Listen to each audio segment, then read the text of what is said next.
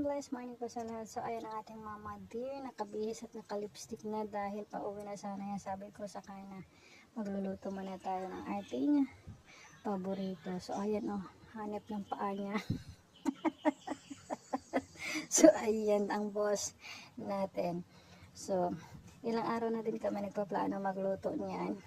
Gawain ng hindi matuloy-tuloy dahil nga basa ang aming kahoy. Kasi mas gusto ko yung lasang usok-usok pa na bulalo.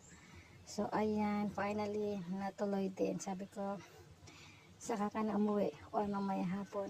Kasi luto tayo nito kasi may kahoy na tayo at ito, pahirapan tayo sa pagsindi. So, dito lang talaga kami natuto magluto ng ganito. Kasi ako noon is naghihintay lamang ako ng kung ano ang maluluto. Pero ngayon, no choice na.